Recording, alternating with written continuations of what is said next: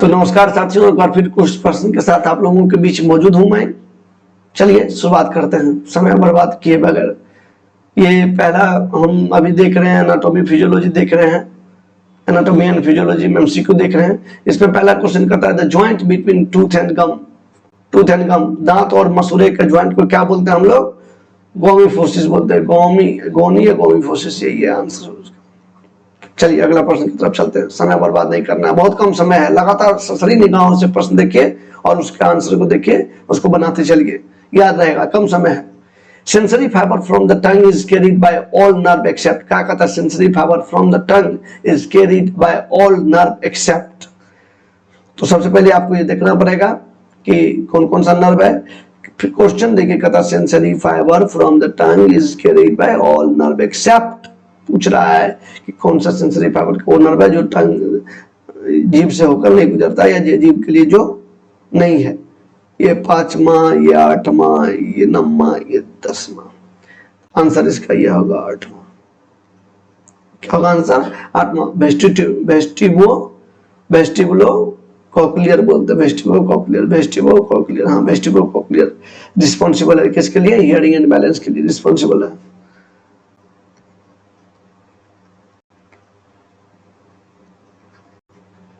Hearing and balance, ये 5वां है। ये याद करना पड़ेगा। सेंसरी फाइबर्स के बारे में आप लोगों को सारा नर्व याद करना पड़ेगा। 5वां को बोलते हैं ट्राइजेमिनल। क्या बोलते हैं? ट्राइजेमिनल। और ये है 9वां, इसको बोलते हैं ग्लोसोफेरेंजियल।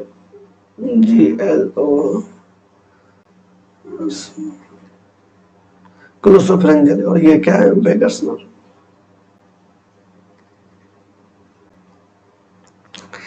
तो कहता sensory fibre from the tongue is carried by all nerve except. सारा नर्व को याद करके रखिए, उसके बाद पता चलेगा आप लोगों को आंसर क्या होगा 8वां का। चलिए आगे चलते हैं। The regional term that describe the region of back of knee. The regional term that describe the region of the back of the knee. Region of back of knee क्या होगा आंसर इसका? बी होगा। क्या होगा answer? ए होगा। Popliteal क्या होगा? टंग का पीछे वाला हिस्सा को क्या बोलते हैं? पॉप्लिटेल बोलते हैं। क्या बोलते हैं? और एक होता है नीचे, ये है एंटीकोवेटल। बी नहीं होगा। एंटीकोवेटल किसको? इसको बोलते हैं एंटीकोवेटल। क्या बोलते हैं? एंटीकोवेटल इसको बोलते हैं। चलिए हम लोग अगले प्रश्न की तरफ चलते हैं। The synovial joint, sorry, the synovial fluid is present within the, क्या कहता है? synovial fluid। synovial fluid is present within the, कहाँ रहता है synovial fluid? तो ज्वाइंट में रहता है। कहाँ रहता है? ज्वाइंट में रहता है। सिनेप्स को उसको बोलता है, जंक्शन बिटवीन टू न्यूरॉन को बोलता है सिनेप्स। और एक टर्म है सावरकुंडा। ये सब याद करना पड़ेगा। प्लूरा,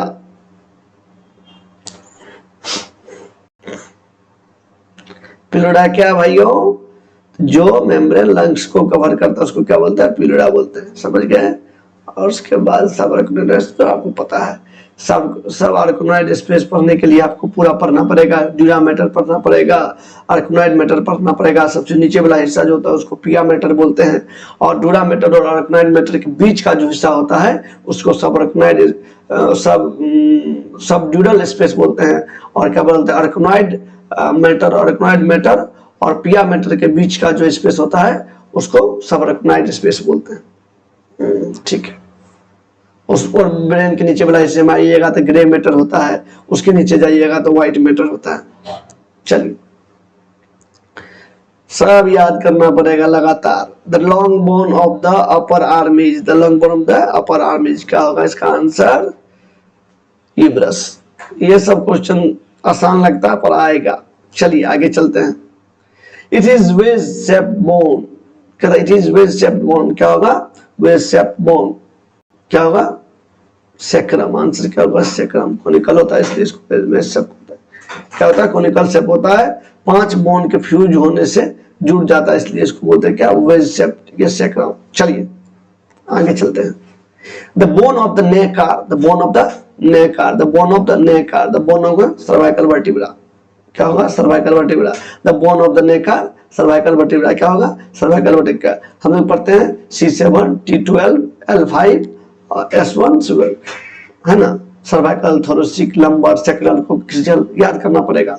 चलिए हम लोग चलते हैं 8वां point. An example of the fibrous joint is, क्या कहता है फाइब्रस ज्वाइंट का एग्जाम्पल क्या होगा? Suture of skull. ये देखिए team, an example the fibrous joint क्या होगा? Suture of symphysis, pubis, elbow joint, knee joint, सब के बारे में आपको पढ़ना पड़ेगा, ऐसे याद नहीं होने वाला। Fibrous joint, cartilaginous joint, cerebral joint, maximum movement जो होता है वो किस में होता है? सेरेब्रल ज्वाइंट में होता है, उससे कम कार्टिलेजिनस ज्वाइंट में मूवमेंट होता है, उससे कम फाइब्रस ज्वाइंट में मूवमेंट होता है। चलिए, an example of fibrous joint क्या था? Suture of skull. The bone that forms the knee cap इज, कहता the bone that form the knee cap. कौन सा बोन नी कैप फॉर्म करेगा? तो नमा का आंसर क्या होगा? अरे नमा का आंसर ही चलिए नीचे होगा, हाँ पटेला। क्या? पटेला। 10वां प्रश्न की तरफ हम लोग चलते, समय बहुत कम है। The socket shaped structure of the hip bone into which the ball shaped head of humerus articulates. बहुत इंपॉर्टेंट प्रश्न है, एक प्रश्न भी अगर इस वीडियो से याद कर लीजिए तो समझिए बहुत बड़ा बात है। The socket shaped structure of the bone, socket ball and socket shaped structure of the hip bone, इस तरह इस प्रकार से रहता है, हिप जुड़ा हुआ रहता है, hip bone to which the ball shaped head of humerus articulates, इसको क्या बोलते हैं? एसिटाबुलम। याद रखिएगा, the socket shaped structure of the hip bone to which the ball shaped head of human articulates is acetabulum। क्या होगा answer? acetabulum। Present between the thigh कहाँ रहता है? थाई के बीच में रहता है acetabulum। और ह्यूमरस में, यहाँ ये वाला जो हिस्सा है ह्यूमरस का, इसमें कहता है वो कैविटी में जो जुड़ा रहता है, आर्टिकुलेट जो जुड़ा रहता है, उसको क्या बोलते हैं? ग्लेनोइड बोलते हैं। क्या बोलते हैं? ग्लेनोइड बोलते हैं। चलिए, ज्यादा समय नहीं है, बहुत कम समय है, लगातार हम प्रयास करेंगे, थोड़ा थोड़ा ही समय बनाने का प्रयास कर रहे हैं, रोक भी नहीं सकते हैं, समय नहीं है, बहुत अच्छे से तैयारी करना पड़ता, बहुत कम समय मिला हुआ है, लगातार पढ़ना, बहुत बड़ा सिलेबस है, क्या पूछेगा किसी को पता नहीं है। और 10 साल 15 साल 20 साल पहले कोई इस तरह का एग्जाम्स भी नहीं हुआ है कि एक आइडिया भी लगेगा। इसलिए छात्र जो समझ रहे हैं, जो है, जो बुक्स है, उसी से लगातार पढ़े जा रहे हैं। आप लोग भी पढ़िए, मेरी शुभकामनाएं हैं। बहुत कम समय है, सब चीजें छोड़कर, ड्यूटी छोड़ करके लगातार पढ़ने का काम करिए और हमसे जितना हो पा रहा है करने का प्रयास कर रहे हैं। बहुत बहुत धन्यवाद, थैंक यू सो मच। चलिए इसको फिनिश करिए।